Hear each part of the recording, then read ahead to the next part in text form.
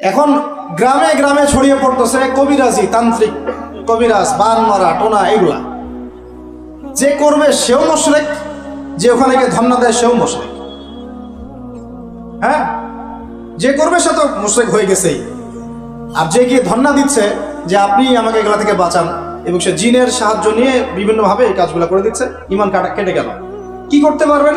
কোরআন এবং হাদিস থেকে চিকিৎসা করতে পারবেন। বরং কোরআন সুন্নাহ দিয়ে আল্লাহর কাছে এমন চিকিৎসা নেওয়া যায়, যেই চিকিৎসা কত অতিক্রম করতে পারবেই না, বরং করতে গেলে ও নিজে ধ্বংস হয়ে যাবে। কোরআনের উপর যেতে পারবে? এগুলো দিন দিন বাড়তেছে। আমি আপনাদেরকে কিছু চিকিৎসা বলে দিই, এগুলো আমল করলেন ইনশাআল্লাহ আল্লাহ পাক আপনাদেরকে হেফাজত করবেন ইনশাআল্লাহ। 1 নাম্বার তো নামাজ তো অবশ্যই পড়বেন, পবিত্র থাকবেন ওযু অবস্থায়। 3 নাম্বার আয়াতুল কুরসি পড়বেন। আয়াতুল কুরসি কোন সূরা আছে এটা? সূরা বাকারার 255 নম্বর আয়াত, আয়াতুল কুরসি। আর পড়বেন সূরা বাকারার শেষের 3 আয়াত। সূরা বাকারার শেষের 3 আয়াত, এর আগে সূরা ফাতিহা আছে। তারপরে পড়বেন সূরা ফালাক, নাস, ইখলাস, কাফিরুন। সূরা ফালাক, নাস, ইখলাস, কাফিরুন। পড়বেন সূরা জিনের প্রথম 10 আয়াত। কোন সূরা? সূরা জিনের প্রথম 10 আয়াত। পারলে পুরা সূরা ইয়াসিন, সূরা ইয়াসিন। তারপর সূরা সফফাত এর প্রথম 10 আয়াত, এর সাথে সূরা কাহাফের প্রথম 10 আয়াত। তারপরে সূরা তাহা, সূরা ইউনুস আর সূরা আরাফ। এই 3টা সূরায় জাদু, বান, টোনার এগুলোর বিরুদ্ধে কিছু আয়াত আছে।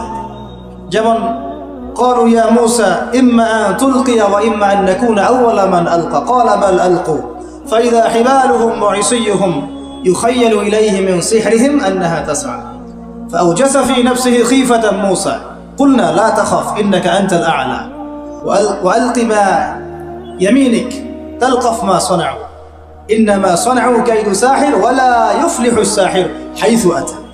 মানে এগুলো অর্থ জানলে আপনারা বুঝবেন। এগুলো পড়লে এগুলো একদম লোহার তরবারি দিয়ে যেমন আঘাত করা হয়, এভাবে আঘাত করা হয়, সব শেষ হয়ে যাবে ইনশাআল্লাহ তাআলা, ইনশাআল্লাহ। কেউ যদি এগুলোতে আসক্ত থাকেন, এটা শিরক। এটা কি? ওমর রাদিয়াল্লাহু আনহুর যুগে তিনি ফরমান জারি করেছিলেন, কেউ যদি জাদুবিদ্যার চর্চা করে তাকে করবে, একদম গর্দান নামে কতল দিবে। এটা ইসলামিক লস। আর ইসলামিক তো বললাম, ইসলামিক লস কায়েম করা এখন আমাদের পক্ষে সম্ভব, এখন সম্ভব না, কিন্তু ঈসা আলাইহিস সালাম অবশ্যই তা করবেন ইনশাআল্লাহ। আপনাদের কি মনে হয় ঈসা ইবনে মারইয়াম এসে মানব রচিত বিধান দিয়ে তার খেলাফা রাষ্ট্র কায়েম করবেন? পৃথিবীর সমস্ত জুলুম উঠে যাবে ইনশাআল্লাহ।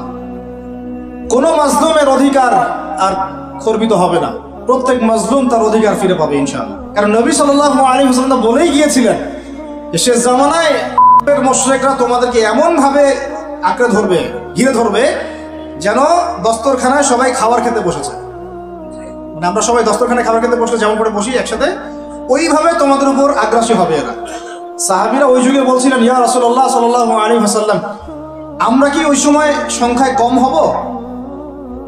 অবাক হয়েছিলেন তারা, কারণ ওই সময় তো ইসলামের বিজয়ের যুগ। আমাদের এইরকম অবস্থা হবে যেখানে আমরা 313 মিলে 1000 বদরে ঠেকাই দেই, 700 মিলে উহুদের 3000 ঠেকাই দেই, মোতাবে আমরা কত 3000 নিয়ে 2 লাখকে ঠেকাই দেই, ওই মুসলমানদের এই অবস্থা হবে?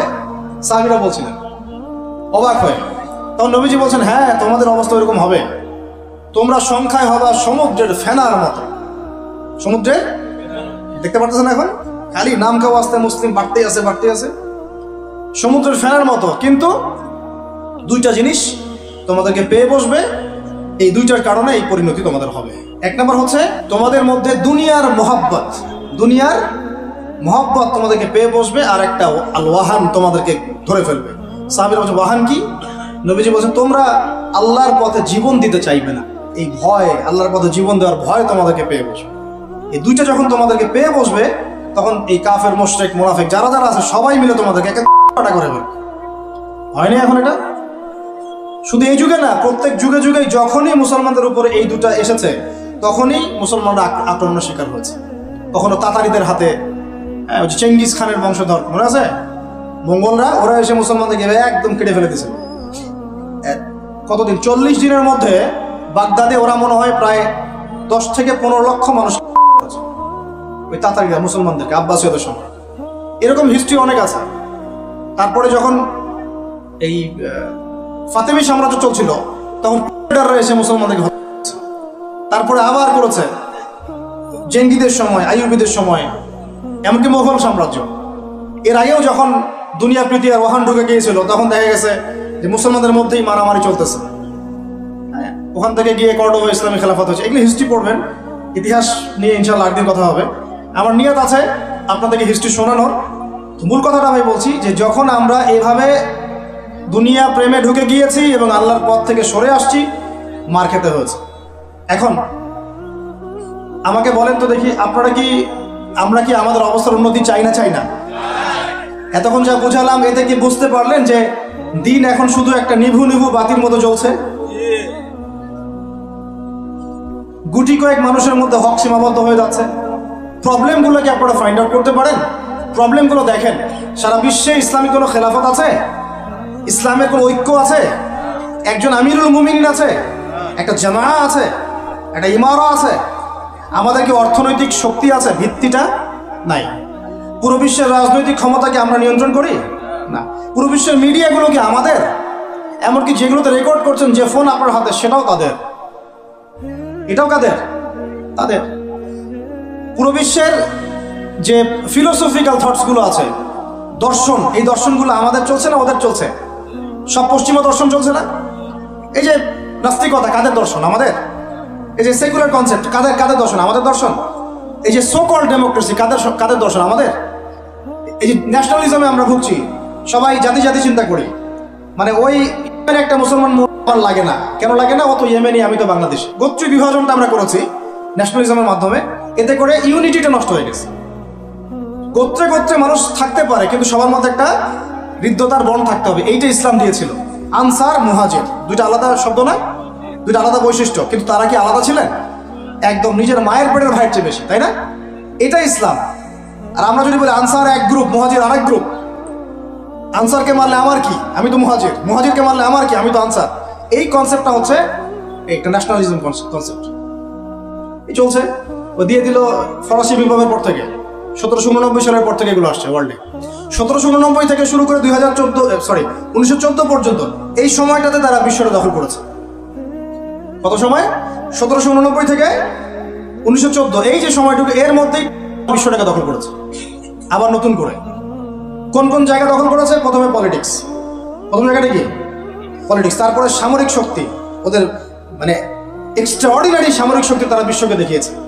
আপনি যত কথা বলেন একদম রেখে দিব তাক করে। বিশেষ করেন ব্যাপারটা এরকম, পুরো জাতি নিয়ে আপনি একটা ঐক্যবদ্ধ শক্তি করতে চান, একটা মিসাইল এরকম রেখে দিবে, এই বাড়াবাড়ি করো না বেশি, একদম দিব লঞ্চ করে, ব্যাস আপনি চুপ, একদম চুপ।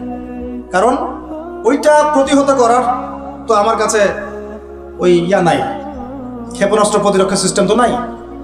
নাস্তিক তো ভুরি ভুরি তৈরি হচ্ছে। কয়টা সায়েন্টিস্ট তৈরি হয়েছে আমাদের ইউনিভার্সিটিগুলোর মধ্যে?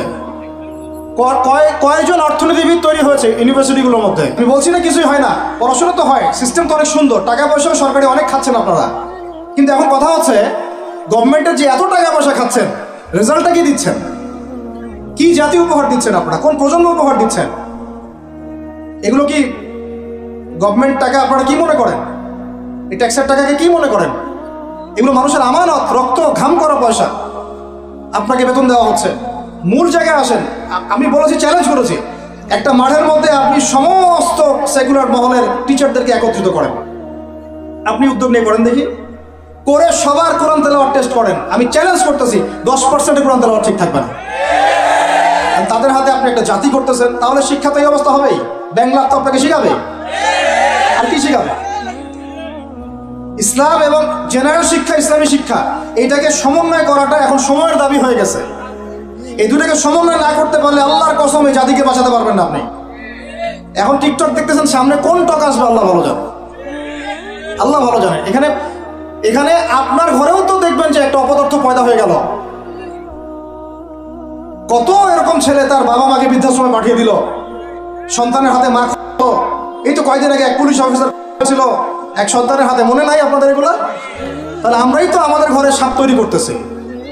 ভাববেন না যে এগুলোর ফলে শুধু সমাজে একটা প্রভাব বিস্তার হবে, আমার ঘরে কিছু হবে না, কখনো নয়। আমিও এফেক্টেড হব, আমার ঘরেও আসবে।